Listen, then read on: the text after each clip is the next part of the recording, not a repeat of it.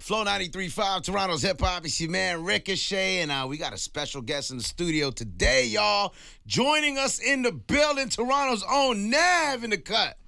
What's up? What's poppin', homie? Nothing much, man. Just chilling. It's good to have you here. It's good to be here. Now, you know what? First of all, I want to say, is this your first official interview here in the city? Yeah, for sure. I've noticed you took time before you started stepping in and doing interviews. Mm-hmm. Why was that? I mean, I feel like it takes away a lot of the mystery like of a new artist. Right. When they give too much to the fans. And also, it wasn't so much of like not knowing what to say. It's just I didn't really know who I was yet, like as a person. So I feel like now I'm ready to speak. Now, not knowing who you were, is that attributed to like you kind of just getting caught up in the music business real quick and absorbing all of that? Exactly, yeah. Now, what was that like? Let's rewind 3 years ago. Because that was approximately when the deal happened in 2016-ish, would we say? Prior to that, you were obviously making music. I'm assuming you get the call from Cash. Yep, I was on the way down to the studio. My credit card actually declined. Jeez, perfect time. For the final time at Wendy's. Right. Kipling and Rexdale. Right, okay. Shout out to the Wendy's at Kipling and Rexdale. Free sandwiches going forward. And then I was driving on the way, and I called my boy that was at the studio, and he go by the name of Chilla. And I asked him like if he could split his Popeyes with me. Wow. Something like that. And then on the way down, like when I was like, yo, I'm my last straw, that's when Cash called me. Right. And he's like, yo, can you come to LA tomorrow? And I said, like that. No, because I got shit set up a certain way, you know what I'm saying? Right. So yeah, the next week I went there and then everything just started changing really. Now, things happened pretty fast after that, at least from the outside looking in. What were some of the things that you realized real quick? Because in the game, all these, like, I mean, you go from being in the hood to, you know, all of a sudden being with Cash, you're flying private all of a sudden, you know what I mean? The money's around, like, women around, things change. How did you deal with that? And how did you adapt going forward from that? It wasn't so much that I dealt with it. It kind of dealt with me. You know what I'm saying? Okay. So I just went through things, kind of grew, just learned, mature. Because you think you're mature at the age of 25 when you live in Rexdale your whole life. You think you're a big man, but you're not a big man. I don't know. Once you get to other places, other like cities, you're nobody. And you ain't the big man in your neighborhood. Right. So, yeah, it was just like, you know, it dealt with me. I didn't deal with it. Now, if you could look back 3 years and tell Nav from 2016 a piece of advice, now, what would you tell him? Just slow down, you know what I mean? Like, Jeez, there's no rush to be as lit as you want to be. There's no end to like what's going on unless you stop working. Right. You know, so don't be like worried about like the future because the future turned out to be great. Right. Because I kept working. Now, circling back to the label, EXO. What does it mean to have those guys around you? Like, I know personally EXO is really very much a family. Yeah. What does it mean to have some of those guys around you kind of giving you advice and leading you in the right direction, like Sal or Cash or Lamar? They all have different roles, you know, where like Cash was like really hands-on. He's like a big brother to me. It's like he would just simmer me down when I was getting too crazy because being from where I'm from is easy to be crazy when you get money. Facts. So he would just calm me down all the time. So that was his role. And then Sal, he be getting me like the bags, you know. He'd be like like talking to people like in the offices and doing that role. So he got that role where Cash is in the trenches more, you know? Right. And then Abel's there always supporting with the music and just checking off shit. Like the best example I have for Abel is like he executive produced his album. He was going through the music with me, but even the deluxe track list had a typo on it where it said featuring Lil Uzi Vert on Habits. And me and Cash approved it. And he found the typo. Right. And he corrected it. Like Abel with all the busy stuff he got going on. He found that. So that's how I knew he's really involved, he really cares. And I'm the first artist he took on, so. Right. That's how it works. Talking about Lil Uzi Vert, what's your relationship with him, man? It seems like y'all are like super tight, almost like brothers. Yeah, it's been like that since early days of the career. Like I went to one of his really early shows. Right. With Bucks and his friend Talk. Talk is like part of Meek's camp. Yeah. So he took us there and yeah, he was just surprised how much I liked his music that early. And then we just been cool with each other ever since. Just on some music. And we went to London too together. Right, okay. Because he was on tour with Abel. Right. And I was just there. Right. Like chilling and learning the ropes. Right. So we spent a lot of time there too. Now, me and you were talking off air a little bit. We both happen to be of East Indian descent. Yeah. And we were kind of rapping about how that may have affected our careers and whatnot. You being really the first brown boy to get it popping, like literally, you're the first Indian rapper that I think has commercially broken. Has there been any obstacles dealing with that? Like, have there been any naysayers or anybody trying to test how authentic you are or anything like that? I mean, you tell me, right? Like, of course, right? It's like, I know my experience. Yeah. Right. And definitely earlier on, when I was younger. It's like they're just. I feel like they're just more critical on you when you're the first one of anything. Right. Like, pretty much like Eminem went through the same thing. Yeah. You know what I mean? So it's just like they're just tougher on you, but it's cool because if you just go through the fire, you're all right. You'll be all right. Like, did you feel like you had to prove something though? Like yeah, when you released your first like, official project, you're like, you know what? I'm gonna try to prove everybody that this first is one not felt a good. First one felt good. It felt like all love, Yeah. And then it reaches a point in your career when in the beginning everyone's supporting you, right? And then the love brings in some hate. Once the hate turns over, it's like that's when you make the decision, like how you're gonna deal with it, because it's always all love at the beginning. So how did you deal with it? I just kept working on music, and then when I had Perfect Timing come out, the response was pretty good, but the new people didn't like me because it's so new to them, and I'm talking that talk, Yeah. So the old fans liked it, the new ones didn't.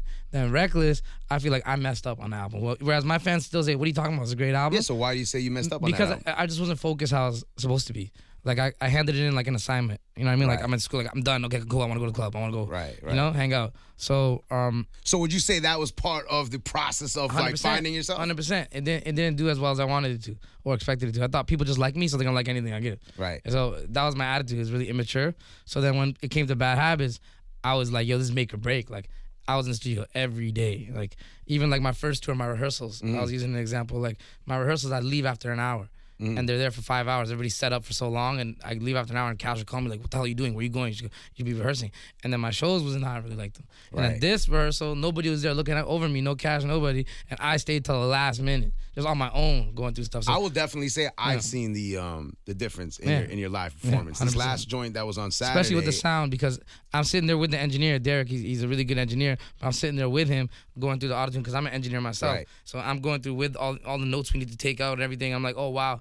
The whole last tour we were messing up, and I found all the mistakes, and I just taking it way more serious now. You being an engineer, a producer, and obviously an artist, how do you think that comes into play in your music? I just see the song as like an overall thing, not like I don't focus just on my writing or my production. As like I'm like, how's the bass in relation to the vocal? How's right. Is the snare cutting through? Right. Is my vocal is it too much bottom end on my vocal? I EQ my vocal. I don't like the way it's compressed. I don't like the attack and release on the compression. Right. I know all like the ins and outs. So it's like, whereas the other artists just come in there. Yeah, they just go and rap on the beat. Go rap on the beat. Not saying they ain't fire or fly. It's like that's what they do. You know what I mean? I'm not the most lyrical artist. I think, in my opinion, I could get better. But I feel like I deliver in other areas where the lyrical artists aren't really doing that. Being a producer. The last project, there was a lot of other production involved in it, correct? Mm-hmm. And I felt like Bad Habits, it seemed like it was a little bit more in-house. Way more in-house. Yeah. How, explain the two. Explain the two experiences, recording over other people's joints and coming in, bringing your own team and working on everything from top to bottom. It's just my original process when I started making music was I would make a beat in Logic Pro, and in Logic Pro, I'd record my vocals. So I'd have my vocals and all my drums, all my melodies, everything. So I could play with everything, how it was. And it would just make me way more creative. Whereas Reckless, I just rapped on the beats, and then we mixed the songs. You know what I mean? And then Bad Habits, I went back to the original process, but with a mix of my friends that were around me in the early days that used to tell me this song sucks. They told me Beeps in the Trap was fire before they even took off. So I brought them back around me, and they actually started becoming producers and stuff on their own. We're talking about like guys like Frost, Trouble, right? And then the new kid, Money. He used to be on DM with me. I used to tell him what to buy to make beats, and he started making beats for all these people in Toronto. I'm like, okay, he got a wave going on too. Yeah, he's great on the drums, like really good. Like I like doing melodies. When it comes to drums, I'm like, here you go, man. You know what I mean? Do whatever you want to do, and I'm gonna rap on it. So that's what we did. We booked a house in Vancouver. We started it there. Then we came back to Toronto, kept it going here, and now they all getting deals, getting big money. And my boys, my boys, I showed them, how to get it themselves. So, I feel very happy about that, man. It's cool. And the end product of that was a #1 album on Billboard. We all got a #1. It's crazy. Right.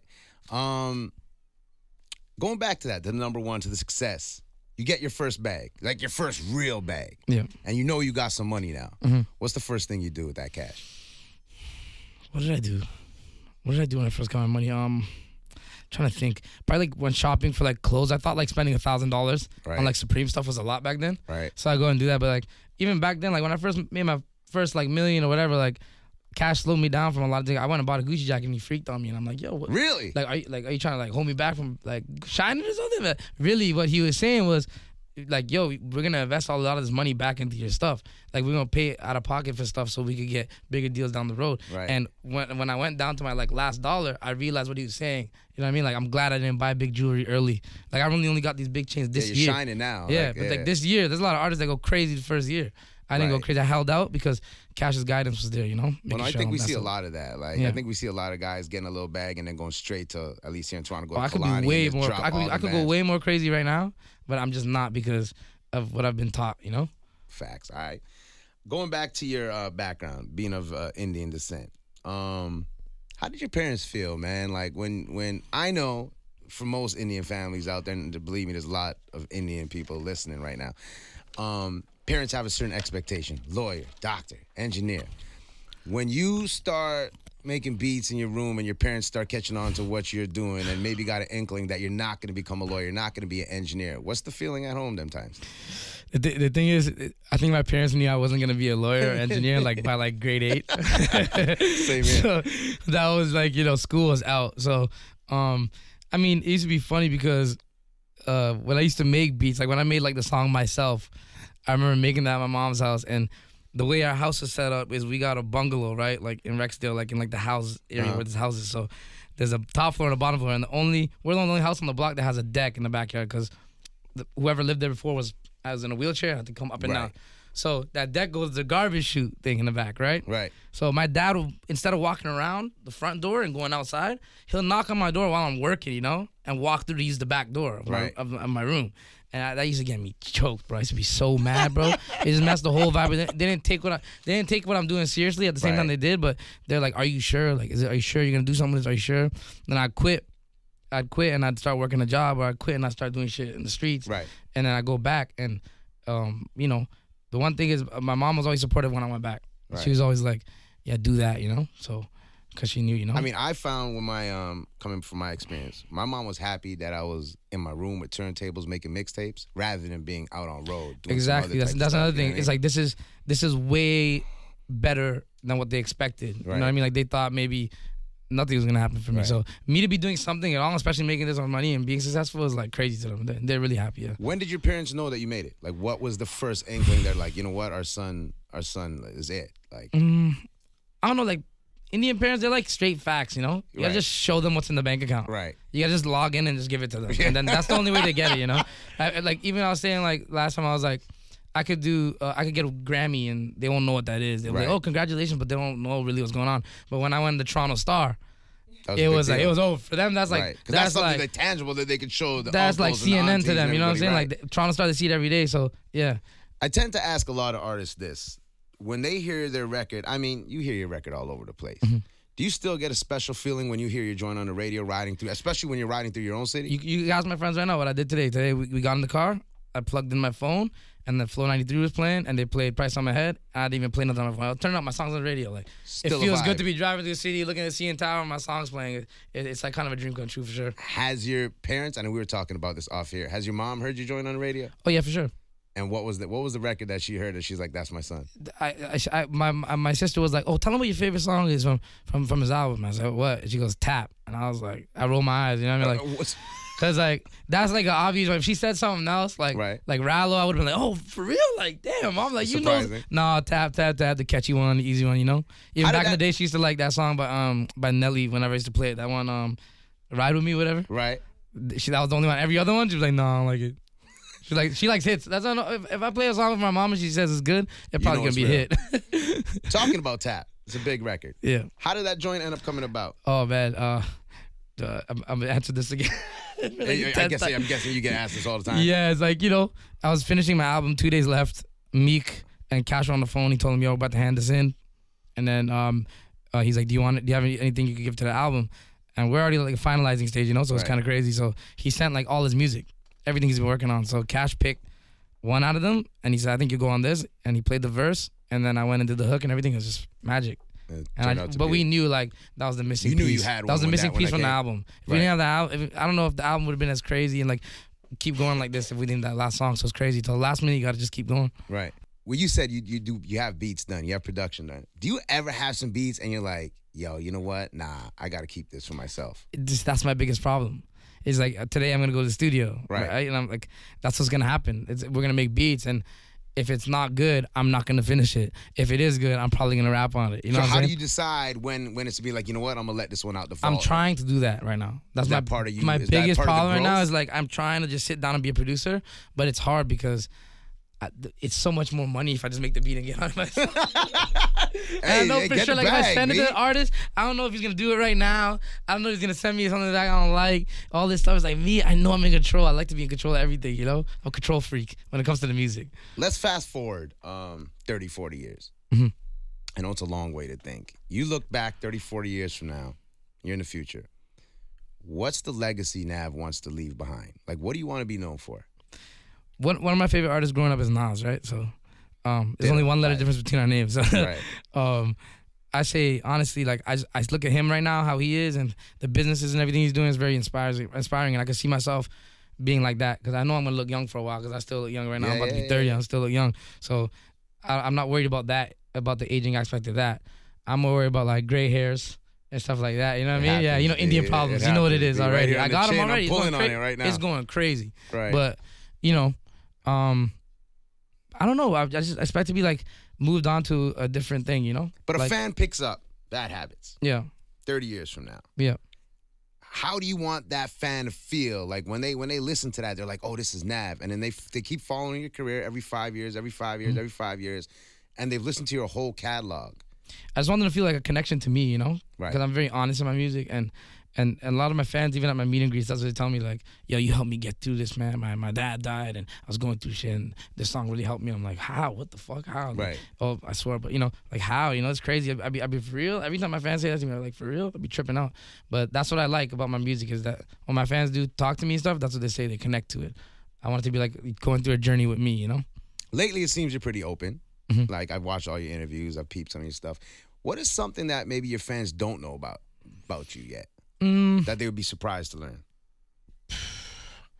I don't know. I feel like if there was more, it's not like anything specific. I think if there was more video of me, like in my normal life, right, like talking to my friends, seeing like how I am, right, I think they'd be surprised. You consider yourself pretty down to earth for sure. Like, me and you don't really know each other that well. Yeah. We know some people, some mutual friends. Yeah. I got that feeling from you right off the jump. I get that a lot. I always have a funny joke that I say with my friends. I'm like, I'm the humblest guy in the room. Hey, you know, that's a contradiction, right? I always say that just It's joke, funny like, that you say that, because I think I said that a couple times. But like, there's myself. a part of me that believes that, you know, like right. inside, like I'm like, damn, I'm humble, but you can't say that. It's kind of contradictory, right? But yeah, I do feel like I won't be saying that anymore. It's just because you know where I grew up. You know, you grew up Jaden Finch. You know how it is. So it's just like remembering what I used to look outside the window every day and see, and now what I see is such a trip that like it humbles you. Like it's just like wow, like I know it could have been like that. It's not like I came from like the suburbs and like some big ass house and like rich parents. I know what it could be like. Right. There's a lot of people don't know what it could be like. They've never been at rock bottom. Facts. So that's where the humbleness comes from. How do you feel your neighborhood has helped mold you to who you are? Has it had a hand in making you? It doesn't make you tough, because if you take shit from people, like you get run over there. So, So I just knew from a young age, like I gotta be tough. Like even though when I was scared, I was being tough. Like when I was scared, it shook. Like yeah, no, you have to. You can't show that scared face. I was throwing fists and I was scared for my life. But it's like that stuff makes you tough. So when you get to an industry that's so soft and fake, it's sometimes you feel like you're too tough for it. So you gotta bring that back down. But it's good for not getting screwed over. It's good for like speaking your mind when you want to speak it, and like not caring what the outcome is because you know what's right. And I'm always fighting for what's right. I don't care, like, you know, how people feel. I do whatever's right. Brother, we really appreciate you coming through. Thank you, the door is open here anytime. Thank you. Hey, my first interview with another Punjabi guy. Yeah, that's hey, you know what it is. That's what's up. Is there a project? I know Bad Habits is just out, but did you start working on your next project already? Bro, I'm trying to leave here and go work on that right now. Oh, man, it's working hard. All right, well, when literally, that drops, I'm not even joking. When that drops, I urge you to come here and premiere some joints. Yeah, for sure, man. All right, you pull up to the studio, man. Here's some stuff first. You know what it is, my guy. Thank you for coming yes, through. Yes, sir. Nav in the building. It's FLOW935, y'all.